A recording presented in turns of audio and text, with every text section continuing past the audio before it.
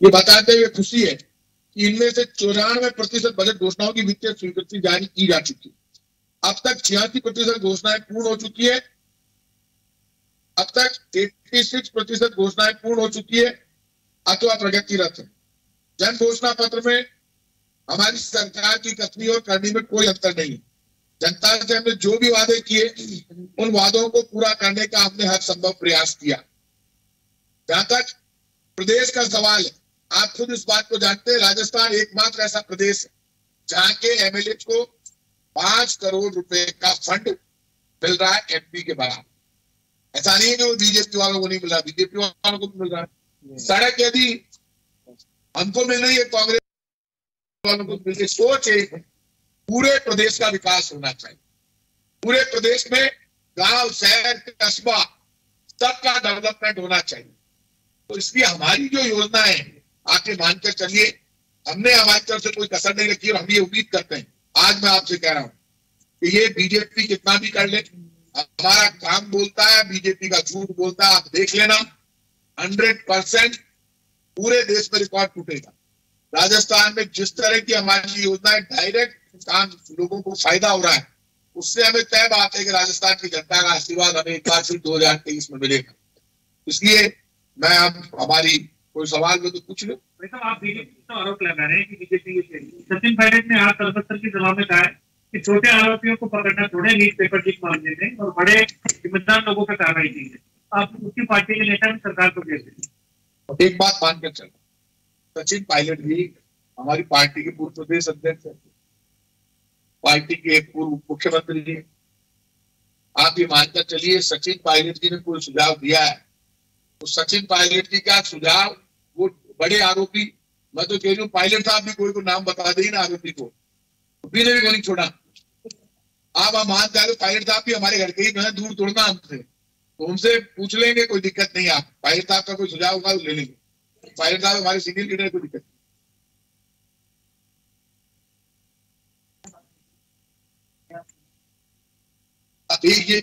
ये आपने जो एक बात बताओ, मैं सारी करना माखी पूछो, बीजेपी का वो घाटा के दे गया, कोई पूछेगा, हमें पूछा करो।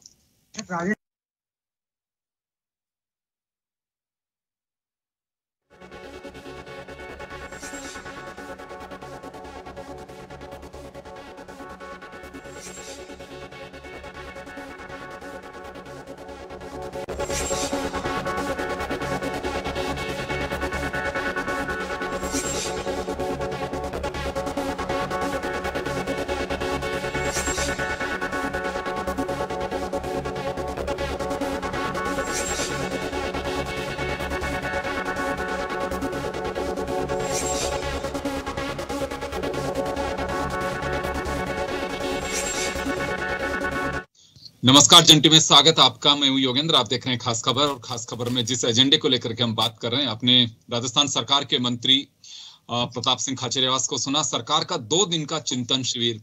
मैं थोड़ा सा आपको पीछे लेकर के जाना चाहूंगा कि जब मुख्यमंत्री अशोक गहलोत पहली बार मुख्यमंत्री बने थे 1998 से 2003 तक का जो सफर रहा था, उसमें भी उन्होंने इसी तरह से चिंतन किया था। लेकिन वह चिंतन 1 साल पूरा होने पर था।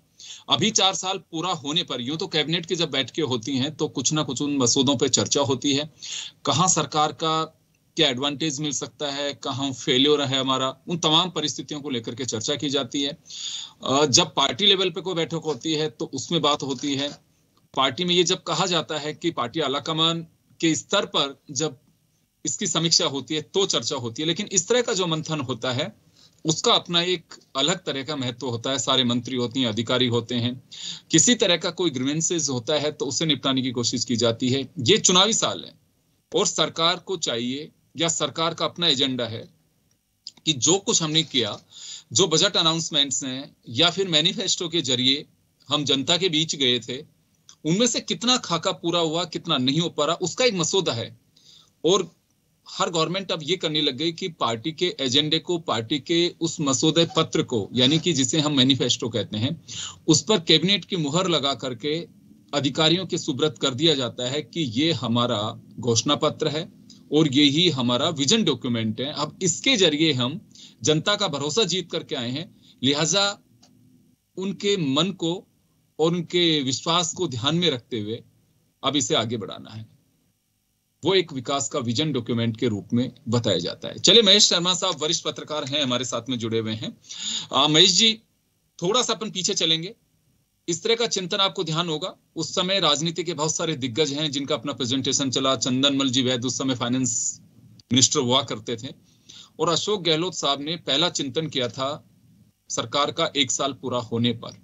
ये तीसरे कार्यकाल का 4 साल पूरे होने पर गहलोत साहब इस तरह का चिंतन कर रहे हैं। अब ये टाइम थोड़ा सा डिफरेंट है उस टाइम से, और चिंतन का कुछ बेनिफिट हो पाता है?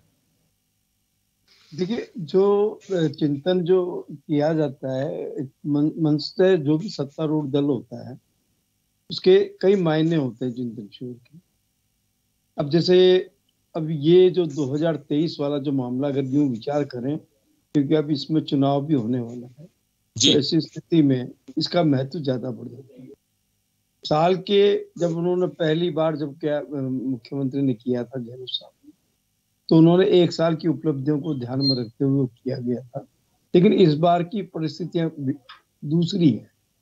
ऐसी सूरत में उन्होंने ये जो तय किया है तो उसका एक मुख्य आधार तो चुनाव है ही, और दूसरा कि बजट भी आने वाला है और मोस्ट प्रोबेबली ये फरवरी के अंदर प्रेजेंट किया जा सकता है। और इसकी तैयारियों के लिए भी कि हम कितनी प्रगति कर चुके हैं और कितनी करनी बाकी है, मंत्रियों का फीडबैक ले लेंगे तो उनके क्या स्थितियां हैं। तो इन सारी चीजों को ध्यान में रखते हुए आने वाले बजट में हम किस तरह से आगे ऐसी चीजें कर सकते हैं जो जनमानस को हम अपने दल की तरफ आकर्षित कर सकें। मैं एक बात कहना चाहूंगा सर, उस समय आपने भी देखा, हमने भी देखा, जब चिंतन शिविर था अशोक गहलोत साहब का, एक बड़ा मैसेज था कि सरकार एक डिफरेंट वे पे चलना चाहती है। हर साल इस तरह से चिंतन होगा, चिंतन के बाद में क्या खामियां रही हैं, कैसे दुरुस्त कर सकते हैं, जनता का क्या फीडबैक आया है, तमाम चीजों को लेकर के चर्चा की गई थी। उसके बाद में बहुत भारी भरकम चिंतन मुझे दिखा नहीं। और पिछले कार्यकाल की अगर बात करें गहलोत साहब के, तो चिंतन नहीं हुआ जैसा अभी चिंतन किया जा रहा है कि ओटीएस में 2 दिन के लिए कैंप की तरह ही किया गया है और उसमें सारी चिंताएं जाहिर की जा रही हैं।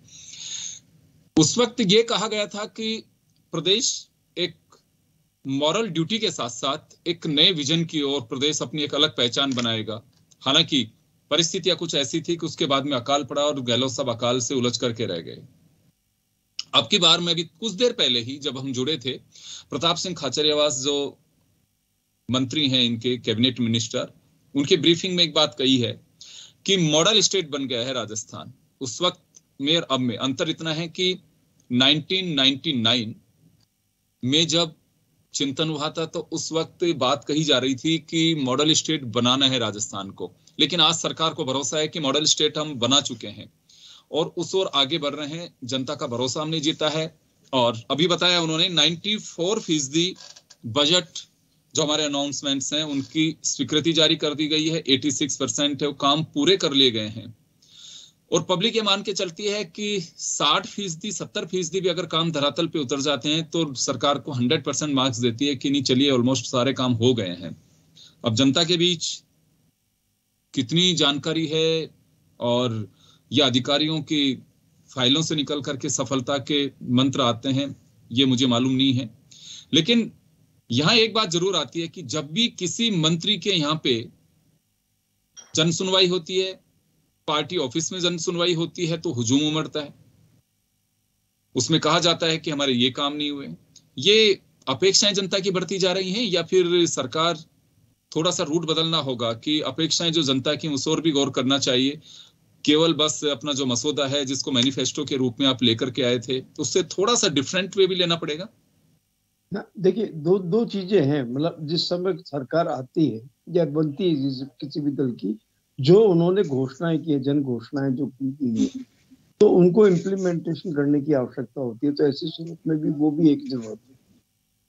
और दूसरा जो हो रहा है कि मौजूदा हालात क्या है स्टेट के और कैसा मतलब देश भर में माहौल बना हुआ है, तो इन सब चीजों को ध्यान में रखते हुए जो किया गया है, जो चिंतन शिविर का है, तो एक तो ये मकसद है। दूसरा ये कि जो हम दावे करते हैं सरकारी आधार पे हो या कोई भी सरकार जो भी सत्ता में बैठी हुई है, वो अब के दावे अपने बात होते हैं, क्योंकि वो एक प्रचार का एक माध्यम होता है कि साहब हमने इतने प्रतिशत काम कर लिए, दावे किए जरूर जाते हैं, लेकिन सुनवाई जब सुनवाइयां होती है उसमें हकीकत मालूम पड़ती है। अपने अपने जो संबंधित मंत्री हो या मुख्यमंत्री जो भी है, उनको ये मालूम पड़ता है कि हकीकत में जो आपकी जो घोषणाएं हैं उसका क्रियान्वयन किस स्तर तक ग्राउंड लेवल पे क्या हुआ है, इसका सही आकलन उन जन सुनवाई में संभव होता है।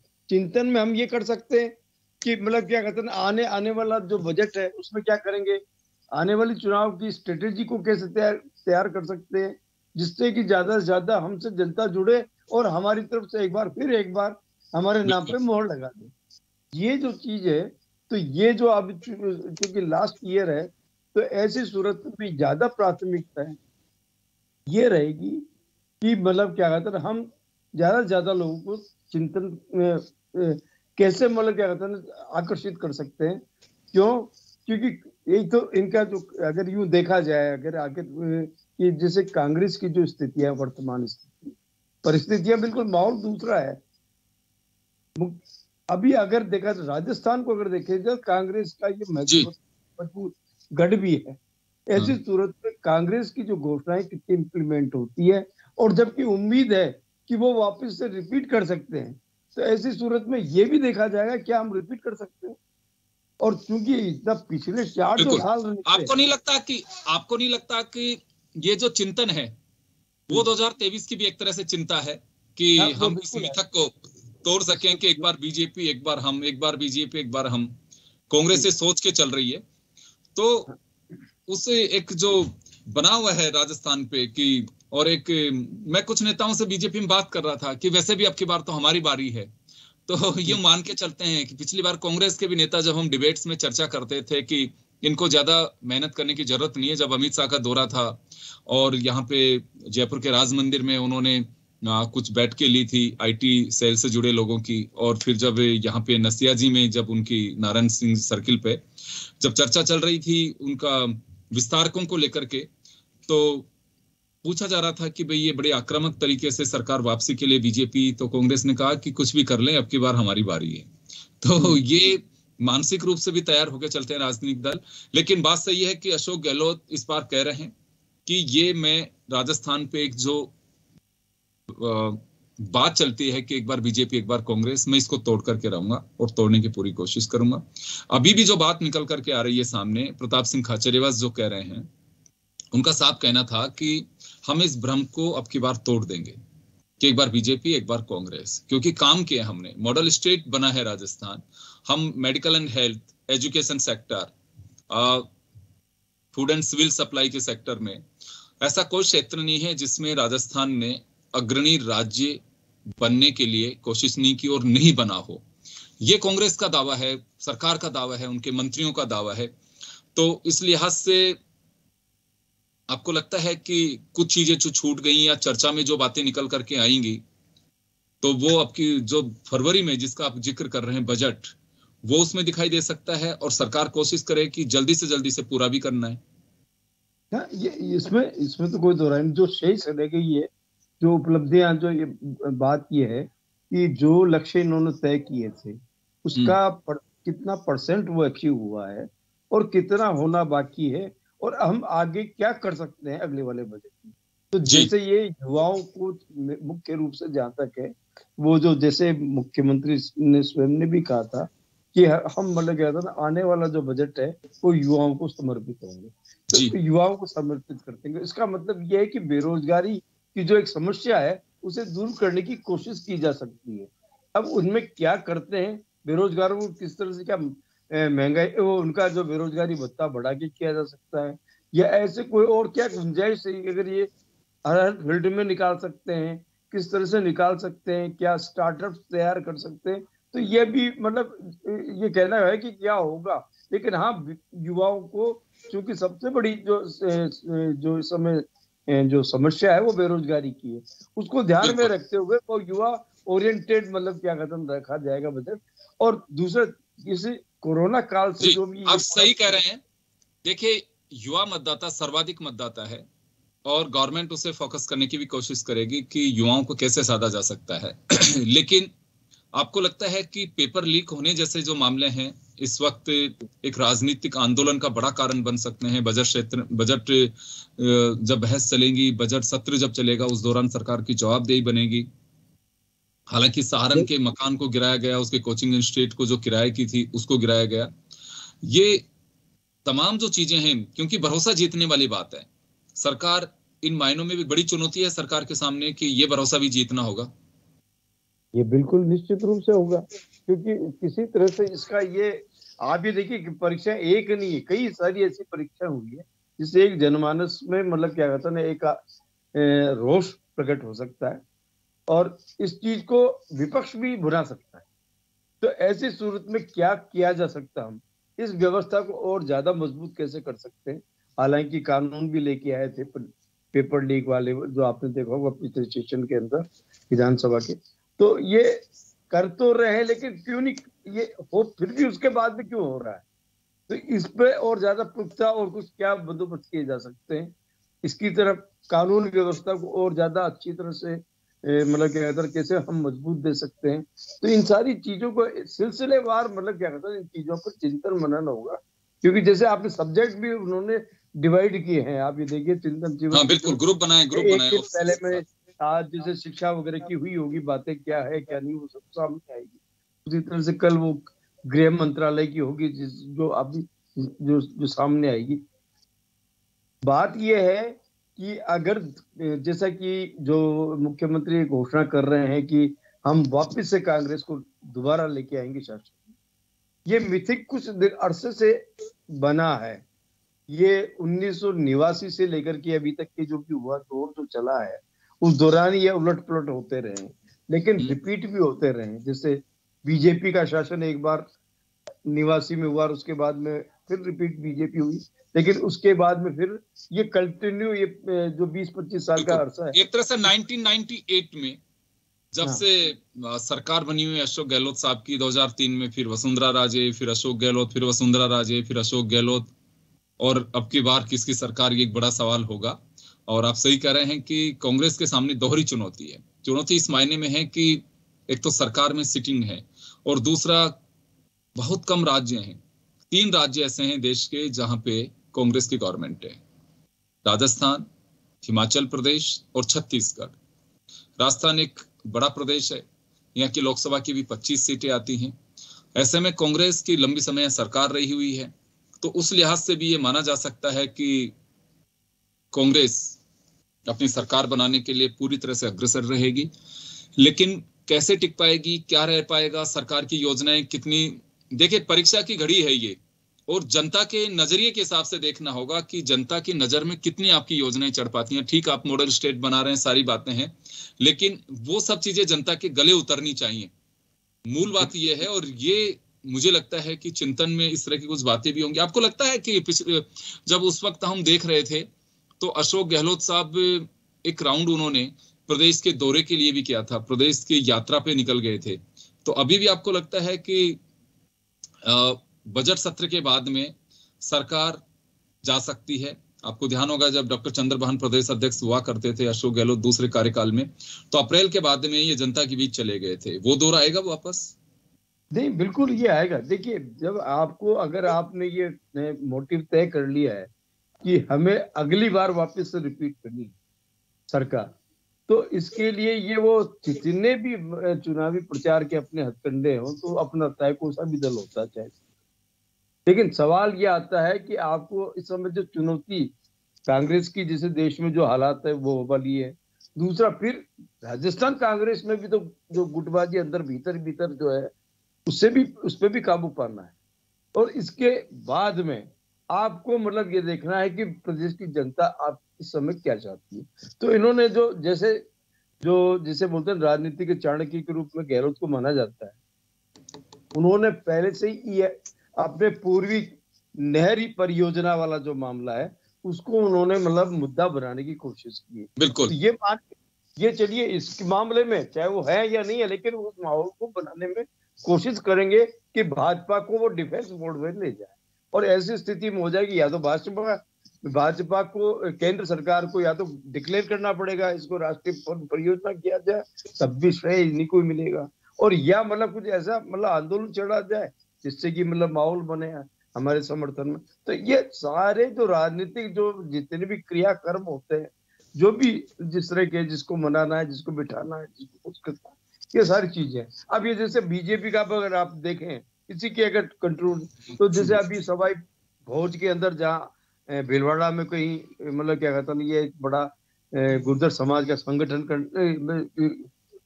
सम्मेलन करने आयोजित करें, तो ये जो चुनाव का अंतिम साल है, ये सब दोनों दल कांग्रेस और भाजपा ये ज्यादा उम्मीद ना लगाए कि वो आ जाएंगे।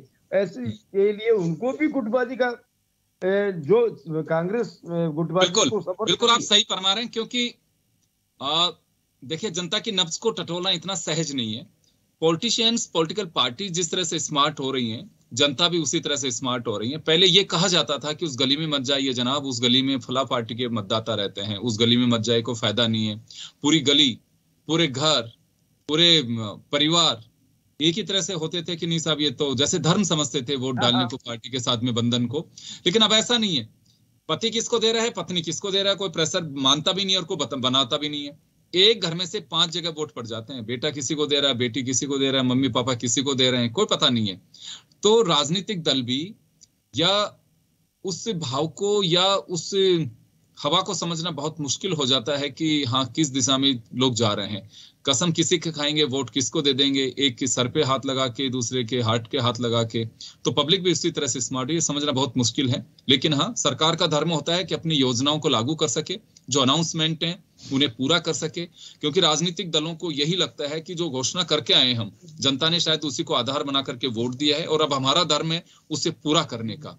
तो चलिए, चिंतन शिविर और सरकार अपनी चीजों को देख रही है, कहाँ क्या खामियां रहती हैं उसे दुरुस्त करने की कोशिश करेगी, क्योंकि समय कम रहेगा। अभी बजट सत्र, बजट के बाद में सरकार तैयारी में लगेगी प्रदेश के दौरों में, और उसके बाद में जो लगता है कि अगस्त से वही चर्चाएं शुरू हो जाएंगी, टिकट किसको देना है, किसका पैनल बनना है, कौन प्रवेश कर रहा है, कौन जा रहा है। तो अब इतना समय होगा नहीं, अब ये होमवर्क का टाइम है और उसके बाद में रिजल्ट का समय होगा, जिसके बीच बहुत बड़ा फैसला नहीं कहा जा सकता है। आजकल 7 महीने 8 महीने यूं निकल जाते हैं। तो चलिए, बहुत बहुत शुक्रिया सर आपका भी और हमारे दर्शकों का भी। खास खबर में इतना ही, दीजिए इजाजत, नमस्कार।